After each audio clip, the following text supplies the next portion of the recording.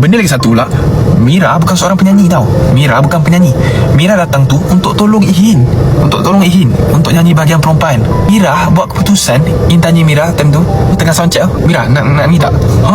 Nak nyanyi tak? Kalau nak nyanyi beritahu, kalau tak okey beritahu. Macam tu. Kalau tak okey, memang kena dengar betul-betul. Faham tak? Tu kalau ini seorang. Mira datang dia nak tolong Ihin. Betapa baiknya Mira datang nak tolong Ihin. So nak dijadikan cerita, waktu check sound system tu, in target macam ada -1. So ada 4 perempuan menyanyi. So Mira dia in offer Mira, macam nak tanya Mira okey tak kalau nak nyanyi ni? Kalau okey lah, masuklah. Ni kalau Mira takut ke apa, tak apalah, faham lah. Tapi Mira niat dia nak tolong Ihin tentu, faham tak?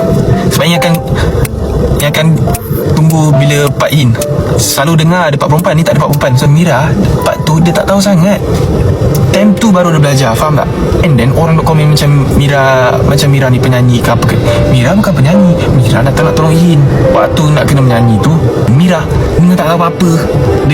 Biasa dia dengar muzik yang Ihin nyanyi apa semua tu, lagu Ihin tu. Tiba-tiba dia kena nyanyi, and then dia kena dengar dengan band, dengan muzik band. So benda tu lagi macam kesian gila kat Mira tu. Jadi macam nasib baik time ada session lain tu rasa okey sikit. Cakap Mira punya baik tu sampai, kalau ingat cerita Mira punya baik tu sampai besok tak habis. Dan ingin tahu yang orang macam apa tu, yang tu bukan daripada team sangat apa. Kalau team tu akan tahu. Mira pun dia nyanyi pun, dia suara dia ada dengar suara ke tak, dia pun tak tahu dia dengar ke tak dengar ke. Sebenarnya Mira okey tak, dia slowly okey lah. Korang bagilah kata siapa tu dia.